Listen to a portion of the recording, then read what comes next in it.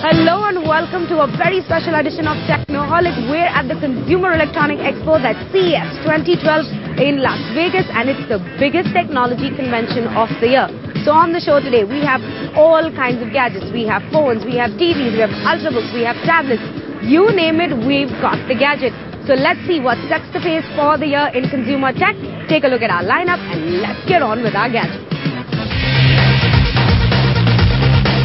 Coming up on our CES special, we get you the best tablets that have just hit the floor. We also tell you what's making news in the smartphone space. And finally, TVs, and more TVs. We get you the real HD deal for the year ahead.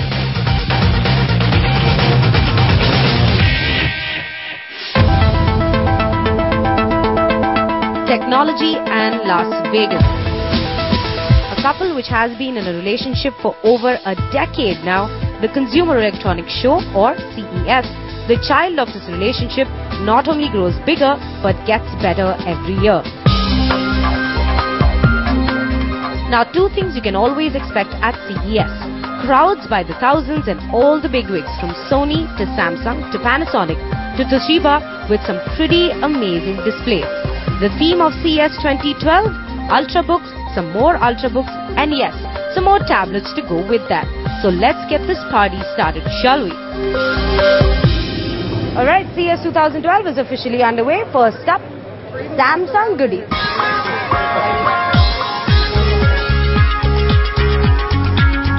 2012 was no different for Samsung. They came out with a big bang at CES. TVs, shiny displays, tablets, Samsung had it all. But we went straight to the Series 5 Ultrabooks. Why? I mean, come on. Look at them. So shiny and pretty.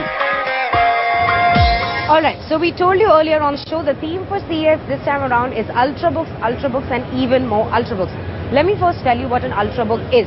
It is an initiative that has been developed by Intel on their ULV processors, which come in i3, i5 and i7, which basically use lesser processing power but give you the same amount of graphic capabilities.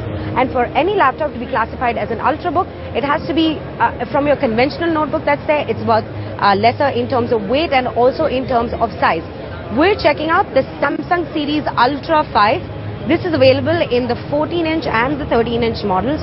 Now, right at the edge, if you see, this is about 20.9 mm thick. And also, if you have to classify it as an Ultrabook, it has to be just under 21 mm. So 20.9 mm is just right there. If you open the laptop up, it's got a very nice finish. It's a full-size keyboard. It has about 2 USB ports and also there's a full HDMI port. In terms of the other specs, it has a 1 terabyte hard disk space. And also, it has 16 GB express cache memory, which means that 16 GB is built on the motherboard and the computer sort of learns on the fly. Plus, the laptop is pretty good looking.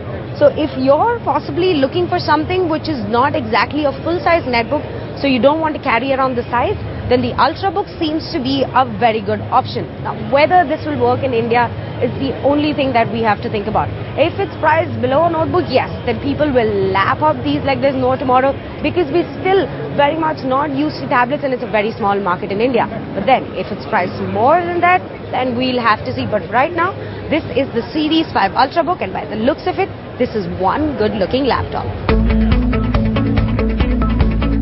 And the list goes on. Being the theme of CES, HP also jumped onto the bandwagon with their Envy Spectre 14. Form factor-wise, it's straight up a MacBook Pro copy with a black and silver keyboard. It's 21 mm at its thickest point, that's the hinge, and comes with i5 and i7 processors. An HD webcam, Dr. Beats audio, and promised 9 hours of battery life. Sounds all good, but it's got a massive price tag of $1,400. That's almost 70,000 rupees. For that price, it better be premium. Next comes the super sleek and gorgeous Toshiba Protege ZA35. The ZA35 sure is a looker with a beautiful magnesium alloy body and a 13.3-inch display.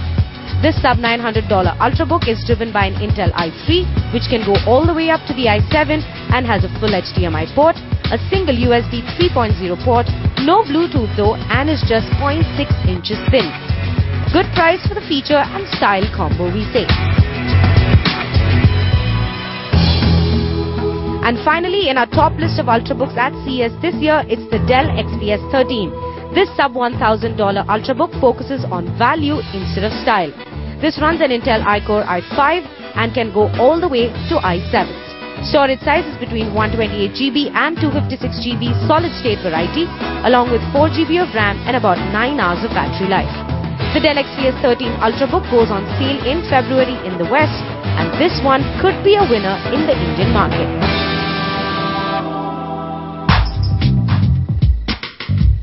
Ultrabooks may be all that, but the one thing that you cannot avoid at CES, no matter how much you try, are televisions. And the one at the Samsung stall was just too good to be true. So we just had to take a closer look. Every time we come to CES, TVs just become bigger, brighter and better. Right behind me is the Samsung 55-inch Super OLED TV, which is just 0.3 inches thick, or let's say 0.3 inches thin at least. Well, this TV, that's the ES9000, is a Super OLED TV as we told you, and if you thought LED TVs were the best resolution that you've seen on a television, well, look at that. That's a Super OLED TV that gives you the truest of black and the purest of white, and it also has a 1 GHz dual-core chipset in it, and this is a Samsung Smart TV, which means you can also download apps. It's capable of multitasking and also does 2D to 3D on the fly. It's also capable of 3D. So this is the ES9000, and the pricing, well, we don't know about it yet, but rumor will is that it'll probably be more than 4 lakhs. Well, that's a high price to pay for a TV, yes, but whoever said good things in life come cheap. Before we take off to show you the other TVs, we at Technoholik give the Samsung OLED a complete drool-worthy rating. And further explaining why this OLED gives you that fantastic picture, it's because it has self-emitting RGB subpixels, which are faster than LED and virtually eliminate motion blur.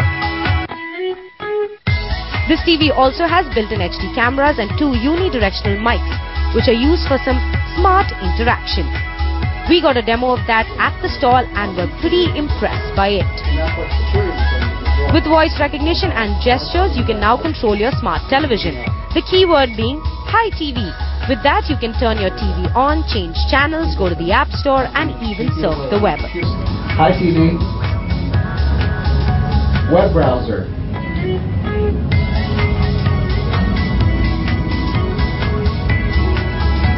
Most of these voice assistants usually never work with the Indian accent. TV power off. But when we try saying Hi TV and shut it down, it actually works. I know it's not much, but still. Beautiful. Give the lady a hand.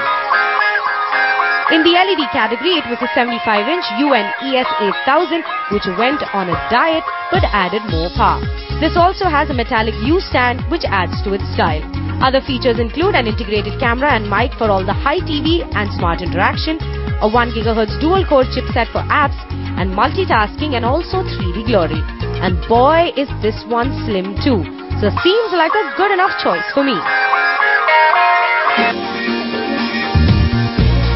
And Samsung is also future-proofing these TVs with an Evolution kit, which is kind of a system-in-chip technology on these smart TVs as a part of their future plans.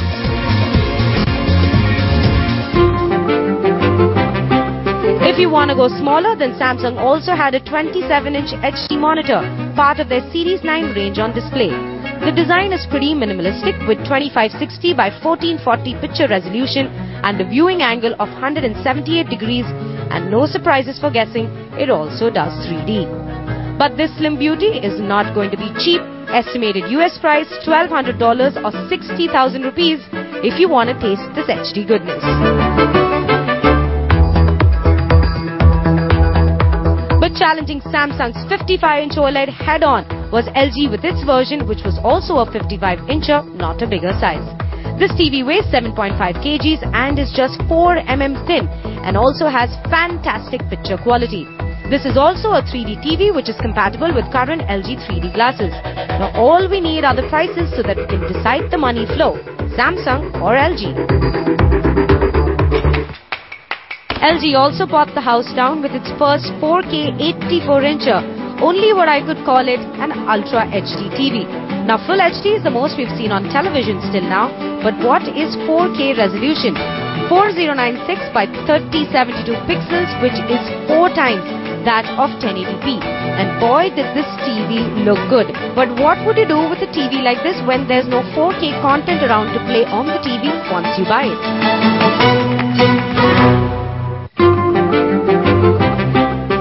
Sharp decided to go even higher in resolution and showed off an 8K 84-incher TV at the expo. Now that's 16 times the resolution of 1080p at 7680 by 4320. This TV was just a prototype of the kind of TV heaven that you will acquire. But again, no content for something as advanced as this. This is going to be a major waiting game. But the one thing that we couldn't keep from you is the giant 3D walkway at LG. No, I'm not trying to be Terminator, nor am I one of those people who thinks wearing sunglasses in the night is kind of a cool thing. But actually, I'm wearing 3D glasses for the giant 3D wall behind me from LG. And look at these glasses, they're so thin and light. And believe me, if you could only be here, you would love the 3D experience that's going on right behind me. And with that thought, we have to take a very small break on Technoholik because I want to experience this 3D television wall even more. So you guys go ahead and take a break.